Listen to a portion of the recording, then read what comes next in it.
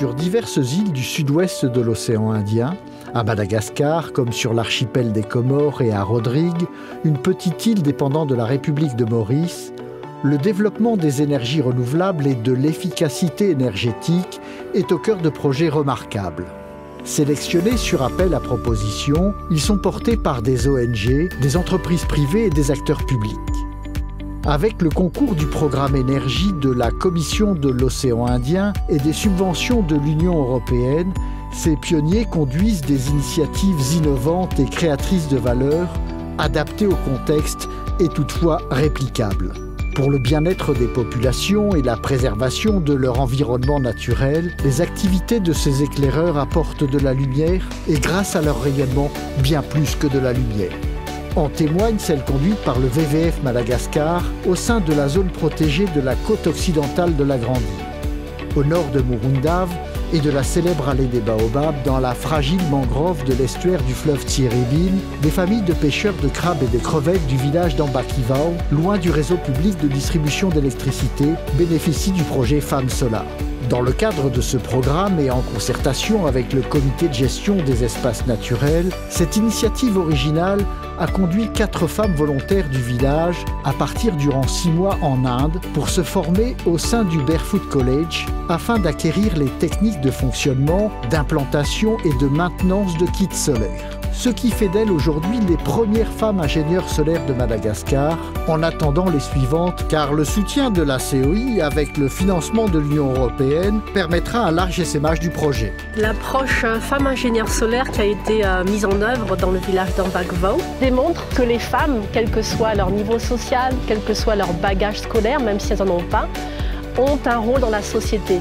Et spécifiquement par rapport à l'accès à l'énergie, qui est généralement vu comme un métier d'homme.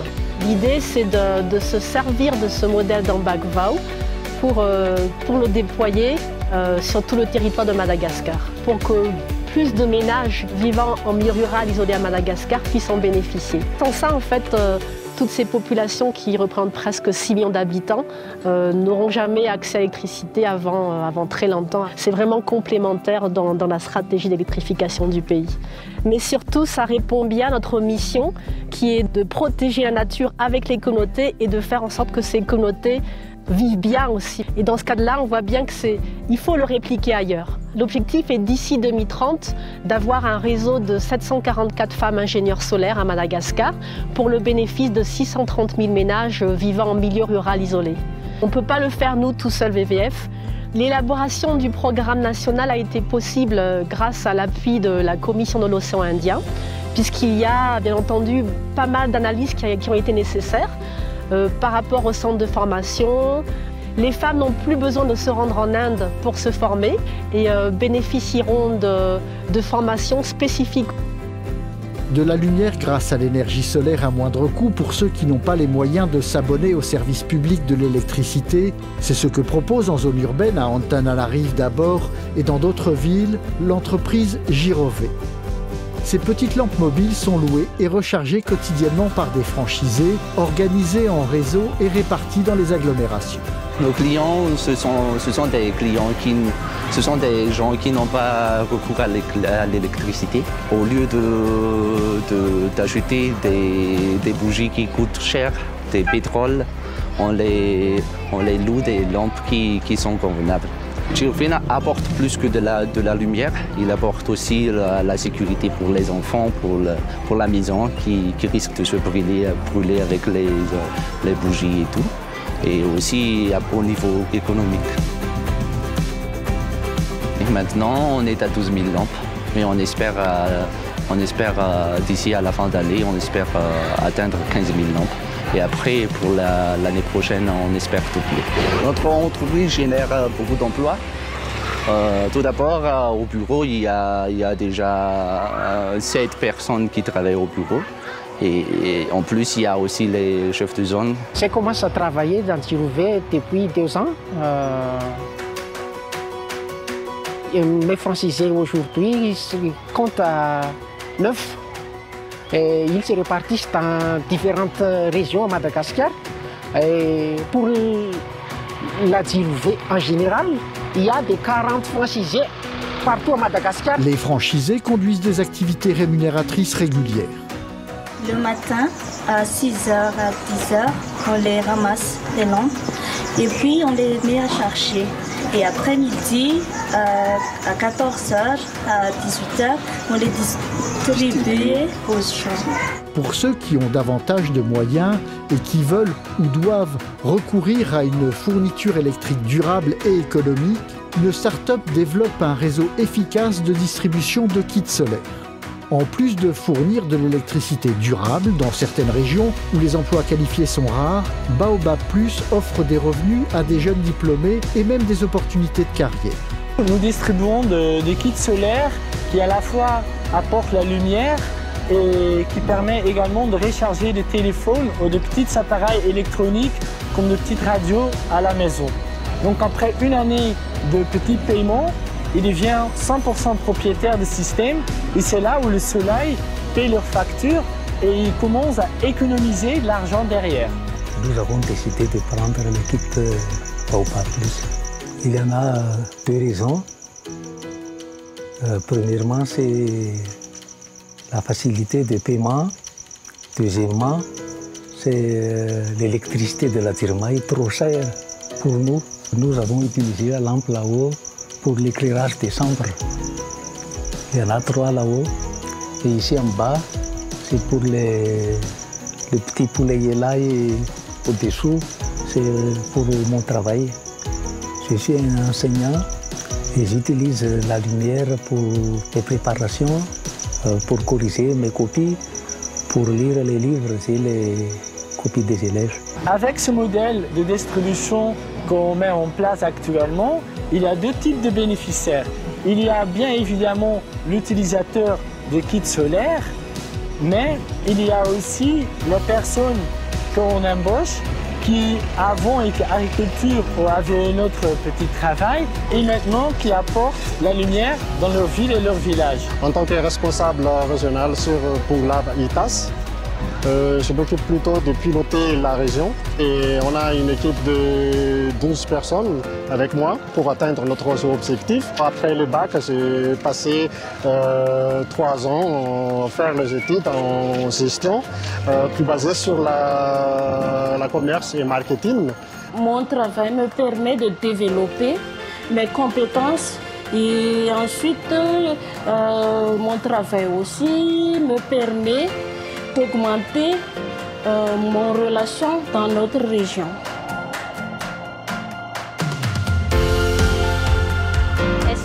J'ai passé mon bac dans un lycée de la région de l'Alafour et je veux maintenant poursuivre des études supérieures. Et je suis contente d'avoir trouvé un travail sur place pour financer mes études. Le modèle entrepreneurial et d'empowerment de Baobab Plus est une illustration des objectifs du programme Énergie visant à la création de chaînes de valeur et au développement économique durable. Pour apporter encore plus de lumière, la COI soutient aussi certaines initiatives visant plus particulièrement au développement de l'entrepreneuriat et la structuration d'activités génératrices de revenus. L'une d'entre elles s'appuie sur des panneaux solaires encore plus grands et pour des villages tout aussi isolés mais au sud de Madagascar, pas très loin de la ville de Tuléa. Dans le cadre du projet Envol, l'aménagement de centrales photovoltaïques et de réseaux de distribution est piloté par la Fondation Énergie pour le Monde ou Fondem. Très attendue par les communautés, la pose de ces équipements et ensuite leur exploitation valorise des compétences techniques et favorise le partage de savoir-faire d'entreprises dans toute l'île. Le projet Envol donc, consiste à électrifier la commune d'Ambouima-Velna qui va donc bénéficier de cette électrification par centrale solaire hybride d'une capacité de 25 kW crête. Ce projet s'inscrit dans le programme de l'État pour que les gens bénéficient de l'électricité fiable, sécurisée et à moindre coût. En tant que maire, je sais que l'arrivée de l'électricité apportera un vrai changement dans le village. Pour décortiquer le riz, pour les travaux de soudure ou de menuiserie, c'est déjà considéré comme un facteur de progrès.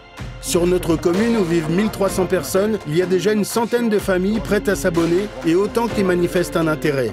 Elles connaissent les bénéfices pour la santé et les économies par rapport au pétrole lampant et aux bougies. Dans les villes comme dans les campagnes, le recours à la production d'électricité solaire bénéficie aussi aux entreprises et aux talents qu'elles emploient pour implanter les équipements, comme ceux d'Énergie Technologies qui opèrent aussi bien dans les zones isolées que dans la capitale. Notre mission dans le cadre de ce projet consiste à faire l'installation, à assurer dans les normes l'installation des générateurs solaires et aussi de la distribution. Nous utilisons plusieurs compétences qui sont d'ailleurs validées par l'équipe de Fondem. Le fait de travailler avec Envol est une grosse opportunité de développement et pour la vitrine aussi, pour la visibilité de Énergie Technologies. Des compétences locales sont aussi mobilisées pour l'exploitation des réseaux. Celle des centrales du projet Envol est confiée à l'entreprise Eosol. Le consortium Eosol Madagascar et Magica ont gagné l'appel à projet lancé par la Fondem. Donc nous allons opérer au niveau de 2 centrales. Dans le cadre de ce projet, nous allons toucher environ 6 000 habitants dans à peu près 1180 ménages. L'exploitation de ces 2 unités nécessite le recrutement de 3 personnes. Les postes créés donc seront un poste pour un chef d'exploitation qui sera recruté dans la région, mais surtout pour les agents technico-commerciaux. Nous sollicitons vraiment les gens dans les sites où nous allons opérer les mini-réseaux pour sensibiliser les abonnés à se raccorder. Comme nous avons déjà 2 sites en opération dans la région Atimondjef, on a l'expérience requise pour la gestion des centrales en zone isolée. Ce projet nous permet déjà de valoriser les compétences locales, mais aussi de valoriser les usages productifs dans les sites qui vont déverrouiller le pouvoir d'achat local. Toujours loin du réseau public de fourniture d'électricité, dans le grenier Ari du centre de Madagascar, le village d'Ambossar bénéficie du projet Giromev. Il vise à l'aménagement d'un ensemble de picocentrales hydrauliques et de mini-réseaux de distribution intelligents construits par l'entreprise BETC Nanal. BETC Nanal, c'est une société privée qui fait des électrifications rurales à Madagascar. Son objectif, c'est faire des centrales hydroélectriques dans la région à l'Otamango. C'est une zone rizicolole. C'est le grenier de Madagascar. Parce que là, il y en a des milliers d'hectares de rizières qui alimentent un peu toute l'île. Nos activités, la production et puis la distribution aux gens de la campagne sont vraiment très bonnes parce que avec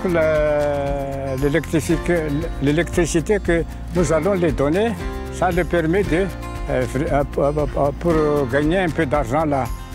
Ça fait aussi un impact avec la santé parce que une fois qu'il y en a de l'électricité dans les lieux, ils peuvent faire venir des matériels électroniques alimentés par l'électricité. Cette activité est aussi favorable avec l'environnement. Une fois les femmes sensibilisées pour utiliser l'électricité à la cuisine. Et puis ça empêche de couper les arbres pour le charbon de bois.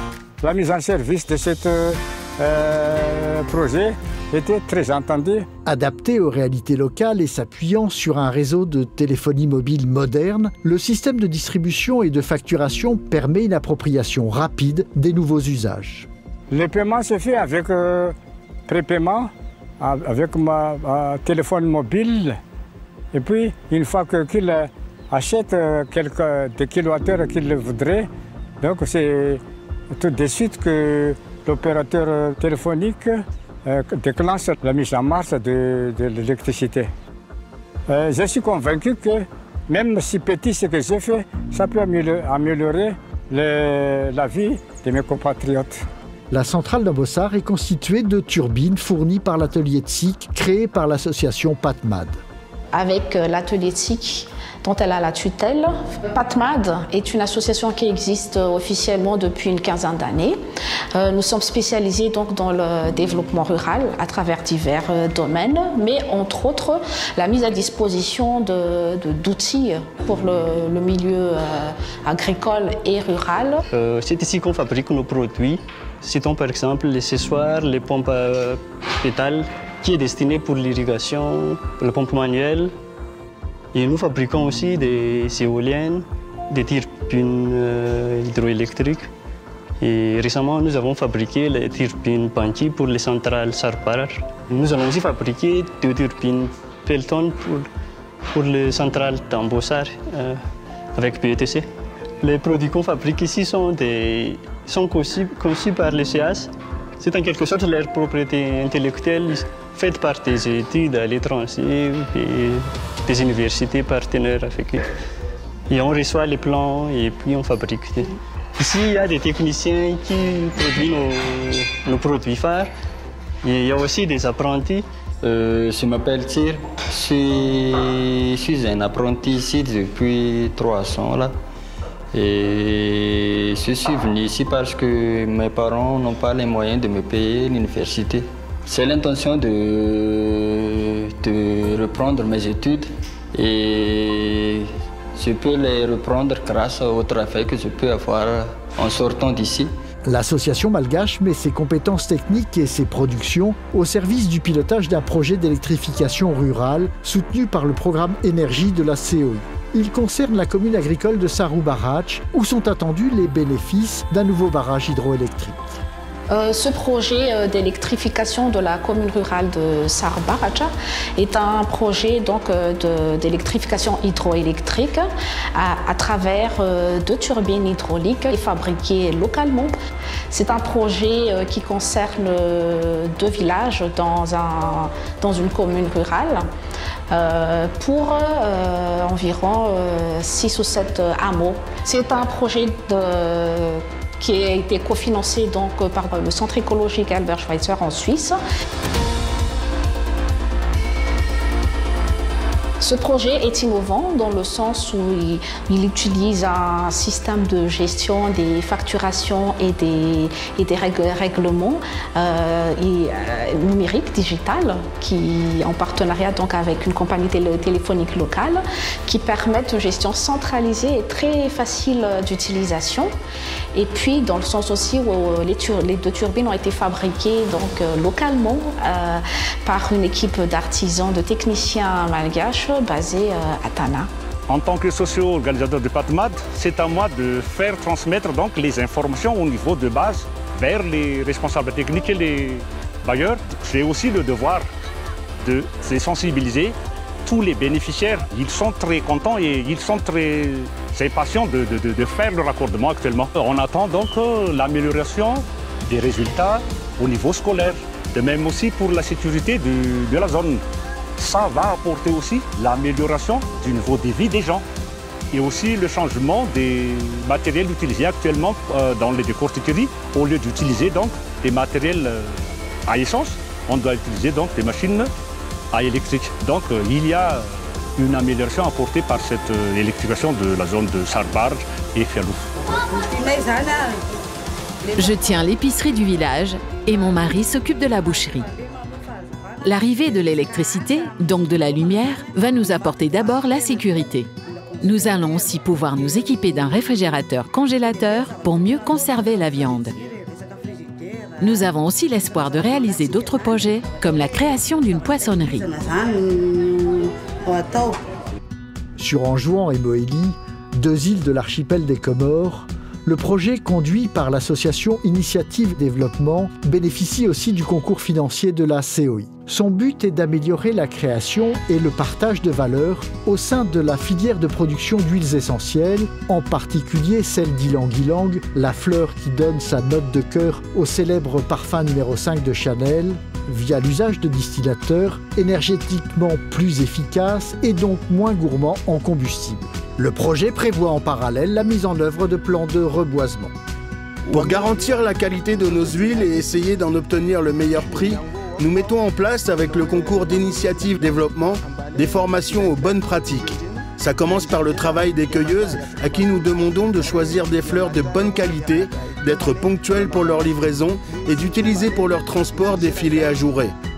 Tout cela permet de disposer d'une matière première de meilleure qualité. Nous sensibilisons aussi les manœuvres qui conduisent la distillation pour que l'alambic soit bien rempli avec de l'eau propre et avec des fleurs en quantité suffisante. Les formations organisées par Initiative Développement permettent une amélioration des relations entre les producteurs et les distillateurs. Nous, les cueilleuses, nous engageons à ne pas blesser les fleurs. Nous attendons des patrons de la fidélité car nous avons réalisé à quel point cette activité améliore nos revenus quand elle est organisée sur un mode gagnant-gagnant.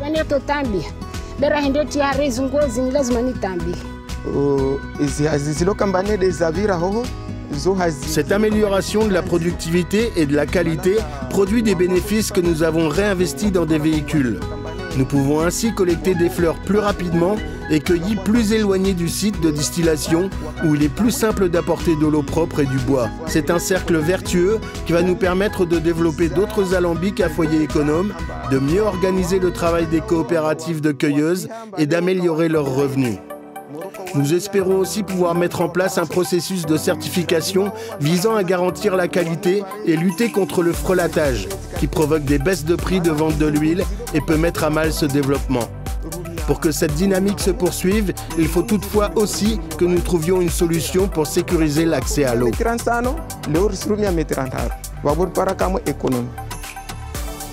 Toutes les initiatives soutenues par le programme Énergie visent à la préservation de l'environnement. Certaines sont plus orientées sur un de ces aspects, la lutte contre la déforestation. Toujours sur l'archipel des Comores, l'ONG française conduit le programme Bakojema, ce qui signifie dans la langue chicomore « cuiseur économe ». Le cuiseur économe Bakojema, c'est un foyer utilisé par les ménages ou par les grands groupements pour les préparations dans les fêtes traditionnelles, pour la cuisson de la nourriture. Le rôle d'Initiative Développement, ce n'est pas de vendre des bacoles, c'est de regrouper un ensemble d'acteurs, des producteurs qui sont des artisans soudeurs, les distributeurs qui peuvent être des commerçants et des associations, des groupements villageois, et puis les utilisateurs. Parmi les distributeurs, nous avons les groupements villageois, les associations des villages qui prennent l'initiative de sensibiliser les gens sur les effets néfastes du déboisement. Je suis distributeur de Bakojema, je suis vraiment fière de le faire ça, pour tirer les clientèles, pour expliquer le but de Bakojema. Ça reste là pour économiser, ça donne de l'économie. Peu à peu, on les sensibilise. Ils voient le rôle d'en consommer peu, le fagot que d'en consommer. Après, ils apprécient. Les gens commencent à apprécier le Bakojema. C'est pour lutter contre le déboisement. Dans peu de temps, ça peut... Et on n'aura plus de la forêt. Ça, c'est de la sécheresse totale. Afin de réduire encore la coupe de bois de cuisson, à quelques encablures de l'île d'Anjouan, au nord de Madagascar, un vaste projet de développement de l'usage du biogaz est piloté par l'association Nitidé. Il a pour but la construction de biodigesteurs permettant la méthanisation de la bouse de zébu dans la région de Diana, plus précisément autour des agglomérations d'Ambance et Ambiloubé.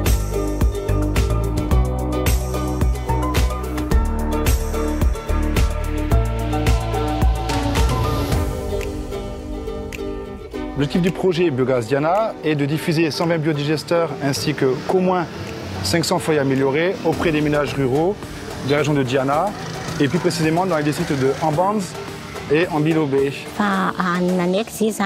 Nous avons pu investir dans le biodigesteur en fournissant l'apport en gravier et les briques que nous fabriquons nous-mêmes.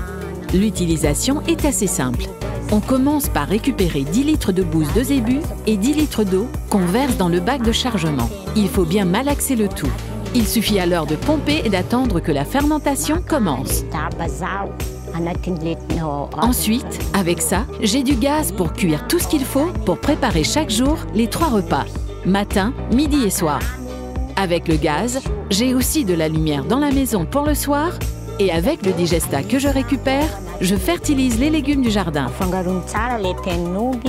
Le biogaz nous permet d'économiser le temps de collecte du bois et les dépenses en charbon. Cet argent économisé nous permet de payer la scolarité des enfants. Depuis que je bénéficie des avantages du biogaz, je m'emploie à sensibiliser les personnes de mon entourage pour qu'ils s'organisent à investir aussi dans cette solution. Ce projet, on a l'objectif de recruter les entrepreneurs.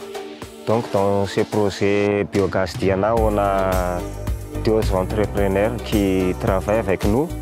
Donc l'objectif aussi est pour donner le travail aux gens. Il y a aussi l'objectif de diffuser les foyers améliorés auprès des ménages pour réduire l'exploitation des bois, et des forêts et des charbons aussi. La construction de biodigesteurs est aussi financée à Rodrigue, une petite île dépendante de la République de Maurice. Ce programme vise aussi l'élimination de l'usage du bois pour la cuisson, comme c'est encore le cas dans certaines familles rodriguaises économiquement vulnérables. Le projet Biogaz à Rodrigue, ça concerne 153 familles. Donc il y a des familles qui sont un peu démunies. Donc il se sert du bois pour cuisiner, il se sert du pétrole liquéfié pour cuisiner. Donc ce qu'on pense, c'est pourquoi pas utiliser de l'énergie renouvelable. Donc dans ces biodigesteurs, on va se servir des déchets d'animaux, particulièrement des bœufs et des cochons, et puis aussi des déchets des toilettes. Le but du projet Biogaz à Rodrigue, c'est de préserver un peu la nature, ne pas couper du bois, et puis de réduire l'émission de gaz à effet de serre. L'innovation, elle tient aussi une large place dans les projets subventionnés, comme cette unité solaire de dessalement d'eau de mer.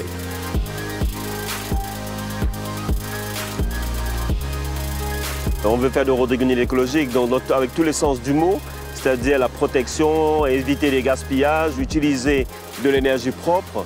L'accès à l'eau, c'est vraiment important. La population augmente, la façon dont les gens utilisent l'eau. Depuis quelques années, ça ne pleut pas beaucoup. Du coup, on a trouvé qu'il manque de l'eau. Et là, cette unité de dessalement, ça montre un peu ce qu'on veut, c'est-à-dire vers 2030, utiliser l'énergie verte à Rodrigue à 100%. Cette unité de dessalement qu'on appelle Osmosun produit 80 mètres cubes d'eau strictement solaire avec la possibilité progressivement de monter jusqu'à 300 mètres cubes jour d'eau potable. C'est une unité qui fonctionne, qui vit avec le soleil. C'est-à-dire qu'au matin, quand le soleil apparaît, elle va démarrer toute seule. Elle va monter en puissance et le soir, elle va s'arrêter. Il faut bien sûr une présence, c'est du personnel rodriguais, assisté pendant 1 an par notre chef de projet qui va progressivement apprendre toutes les interventions. Mais ce matériel est conçu pour ce type de collectivité isolée. Ça va être un projet de référence exemplaire pour les Seychelles, pour Madagascar, pour les Comores et pour toute la région de l'océan Indien. Les innovations déployées à Rivière-Coco sont appelées à former la vitrine d'une politique énergétique qui s'inscrit dans une vision du développement durable de l'île Rodrigue, très avant-gardiste et prometteuse. Moi, présidente village de Rivière-Coco, on travaille ensemble avec l'Assemblée régionale de Rodrigue et la Commission de l'océan Indien pour le projet Modèle Éco-Village. Notre projet comprend l'aménagement de biodigesteurs collectifs. Pour les faire fonctionner, nous mettons d'abord en place des pâturages, comme celui où nous sommes actuellement. Chaque jour, doivent venir y brouter les moutons et les chèvres avant d'être rassemblés le soir dans un enclos. Leurs excréments y seront collectés et réunis dans une fosse où, après méthanisation, nous aurons du gaz à distribuer aux familles raccordées. Après, pour capable distribuer dans une maison pour nous gagner biogaz. Nous venons une ferme de photovoltaïque et tout le monde va bénéficier de l'énergie solaire avec le photovoltaïque. Et là, vous voyez derrière moi, il y a une station de chargement pour les voitures. Un auto électrique est déjà rentré à Rodrigue. Favoriser le développement économique dans des régions très isolées en utilisant des sources d'énergie alternatives aux hydrocarbures d'origine fossile, avec des adaptations de technologies classiques par des procédés aussi originaux que durables, c'est aussi le but du projet GEMAA, porté par un laboratoire de recherche publique français, le CIRAD, et son partenaire privé, l'entreprise Philéol. Philéol, c'est une société qui a été créée en 2008 pour exploiter le potentiel ricin dans le sud de Madagascar. Filéol ne coupe pas d'arbres, Filéol ne prélève pas les feuilles, mais Filéol incite les paysans à préserver toutes les ressources oléagineuses du sud. Actuellement, Filéol produit une douzaine d'huiles végétales. La majorité des produits va dans l'industrie cosmétique française et aussi le jatropha qui sert à la production de biocarburants. Nous avons exporté l'huile de jatropha auparavant et on a trouvé que le prix à l'international est très bas. Du coup, on a préféré essayer de valoriser le jatropha ici, dans la zone. On a trouvé que le mettre en biocarburant, c'est vraiment le meilleur moyen de le valoriser. C'est un projet dont l'ambition est de montrer qu'on peut utiliser une ressource naturelle endémique ici. C'est une graine qui est oléagineuse, donc qui contient de l'huile. Et cette huile, une fois extraite, on peut la substituer au gazole, donc en faire un gazole vert de Madagascar. Donc le projet consiste à faire la preuve technique qu'on peut générer de l'électricité ici à Tsiombe à partir des graines de cet arbuste Jatropha maafalensis.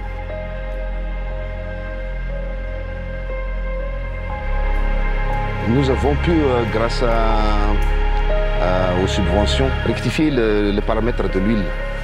On a pu acquérir des matériels pour les tests de qualité, pour que ce soit plus facile pour nous, après, de suivre au fil des ans la qualité de nos huiles produites. Ça nous a permis également d'acquérir la technologie, de comprendre la technologie, parce qu'il s'agit aussi de maintenir, de mettre en marche, assurer la maintenance du groupe et de le garder en bon état pendant plusieurs années.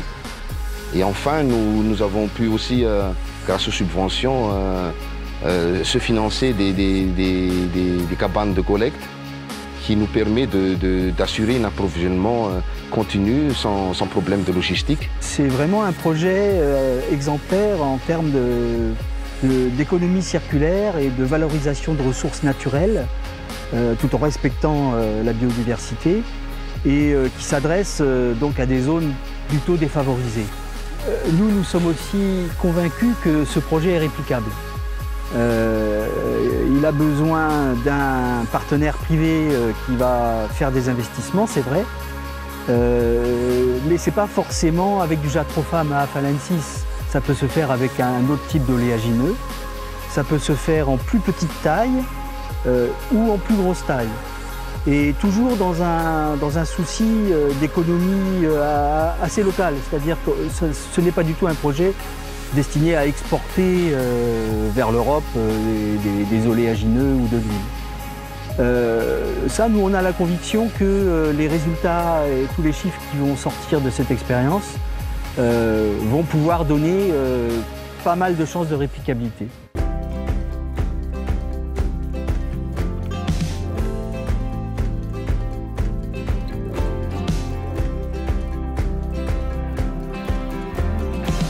Par nature, la Commission de l'océan Indien est l'expression d'une vision politique partagée par ses États. C'est un authentique esprit de solidarité qui sous-tend nos actions.